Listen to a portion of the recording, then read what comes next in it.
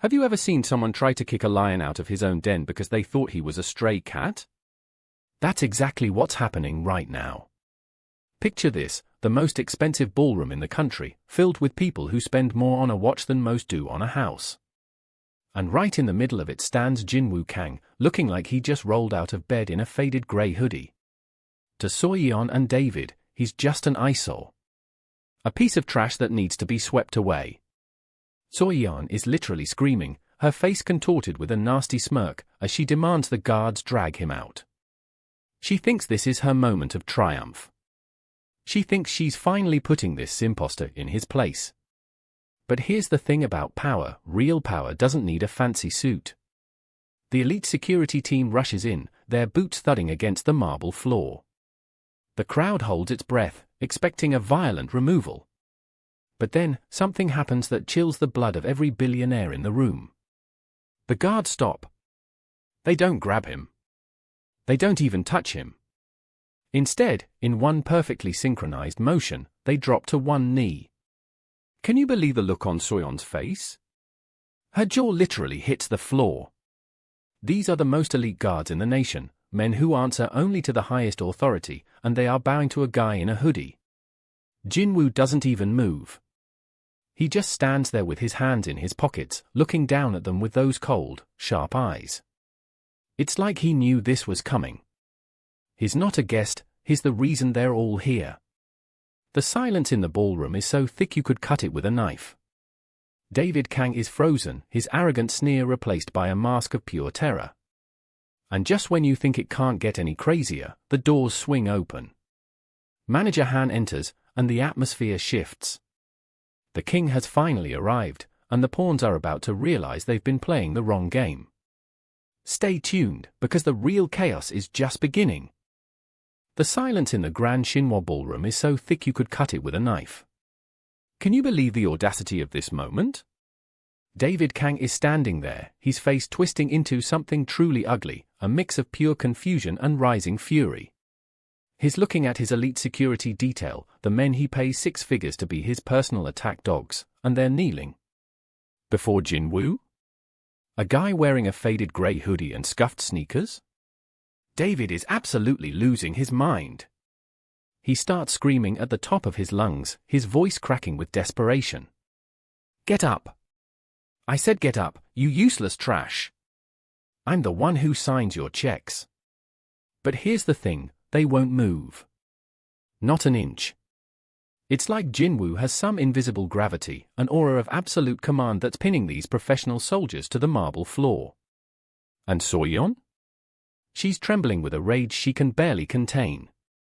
Her perfect V-shaped face is contorted, her cat-like eyes darting between the kneeling guards and the man she thought was a loser. She's clutching her Hermes Birkin so tight her knuckles are turning white.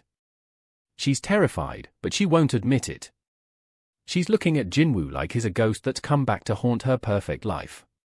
But then, the atmosphere shifts. It's heavy. Suddenly, the massive, gold-leaf doors at the far end of the ballroom swing open with a sound like a thunderclap. Every head in the room snaps toward the entrance. And that's when we see him. Manager Han. The legend himself.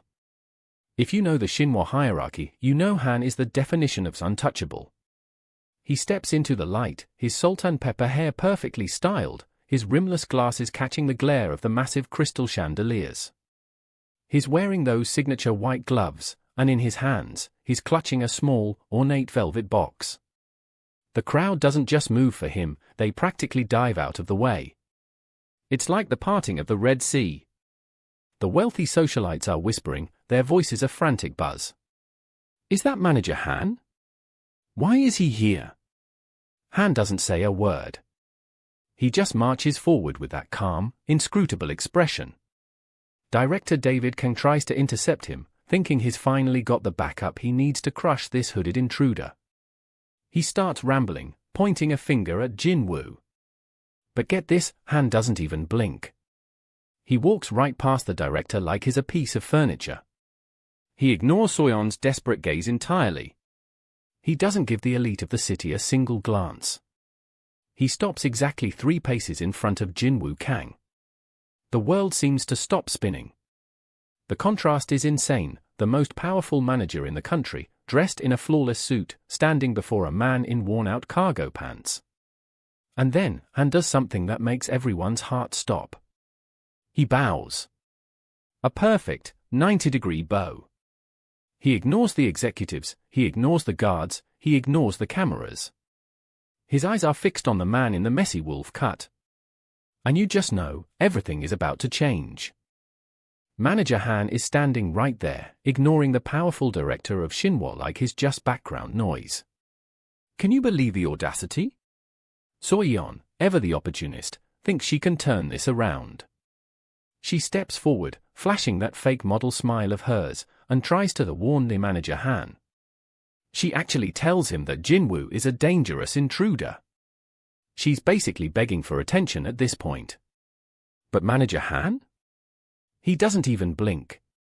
He just stands there with that inscrutable, stone-cold expression. Then, of course, David can't help himself. He stalks over, looking like he's about to explode in that flashy silver suit of his. He demands to know why Han is here and, get this, he tells him to hand over the velvet box because he's the current director. The ego on this guy is off the charts. But here's the thing. Manager Han finally looks at him. And it's the kind of look that makes your blood turn to ice. He doesn't just silence David, he dismantles him with a single glance. Suddenly, the security guards start moving in. Soyeon is probably thinking, finally, he's getting kicked out. But then, something insane happens. The guards don't grab Jin-woo. They stop dead in their tracks and snap into a perfect, military-style salute. The entire ballroom goes dead silent. You could hear a pin drop on that marble floor. Manager Han's voice rings out, cold and steady, announcing that the true lineage of Shinhwa has finally returned to claim what was stolen. David's face? It's priceless. He's realizing that his title, his power, his whole world is about to crumble. Manager Han slowly turns toward Jin-woo, our guy in the faded hoodie, and bows. A perfect, 90-degree, respectful bow. He holds out the velvet box and says the words that change everything, "Welcome back, Chairman Kang." Can you imagine the shock? That the trash they were mocking is actually the king of the castle. As Han prepares to open that box and reveal the legendary Shinhwa Seal, David looks like he's seen a ghost. He has no power here. Not anymore. Silence. Absolute, deafening silence. Have you ever been in a room where you could hear a single drop of sweat hit the floor? That is the Grand Shinhwa Ballroom right now. Manager Han is standing there, calm as a monk, holding a velvet box that basically contains the keys to a kingdom. Everyone, and I mean everyone, is holding their breath. David is shaking. Soyeon? She still has that smirk on her face, thinking this is all some elaborate joke. But guys, the joke is about to end. Manager Han clicks the latch. Click! That tiny sound echoes like a gunshot. And then? He opens it. Inside, resting on a bed of silk, is the Shinhwa Seal. Pure jade.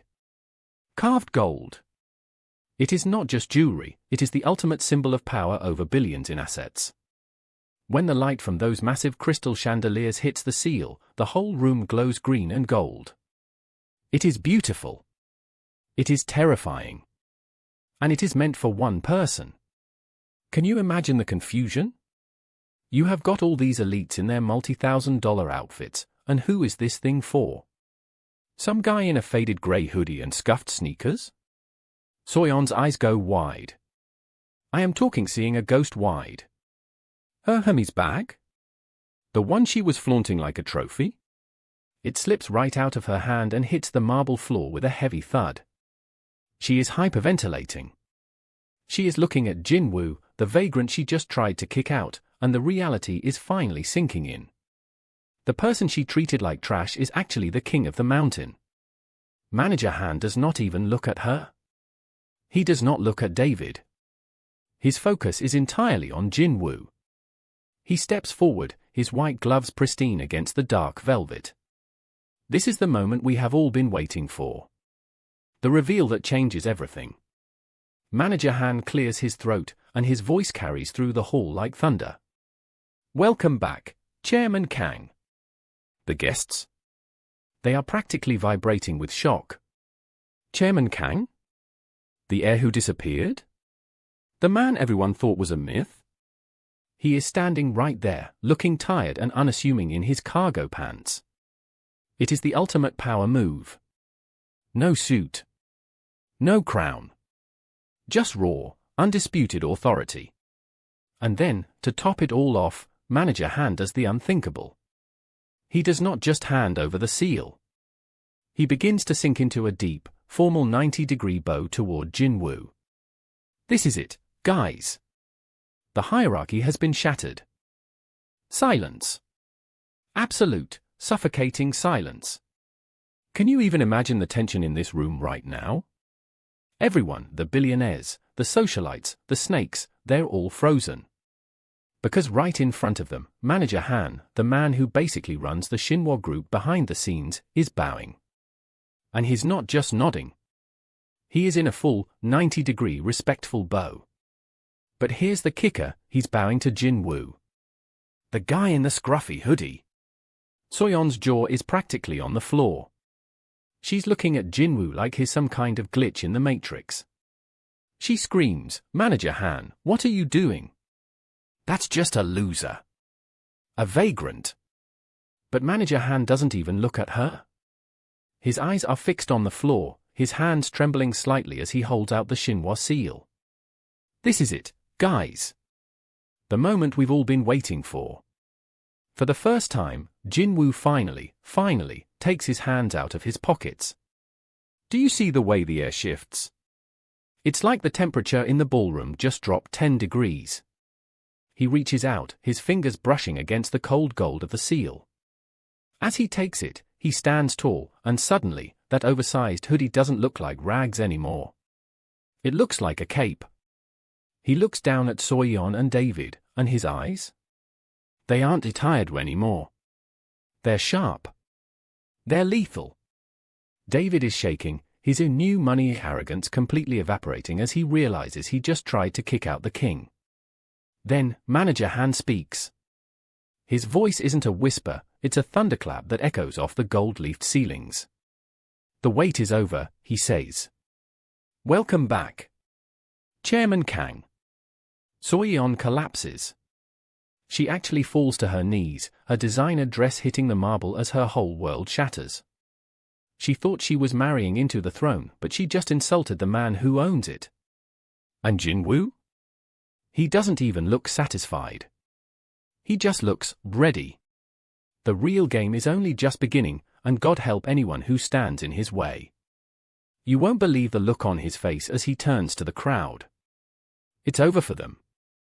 All of them.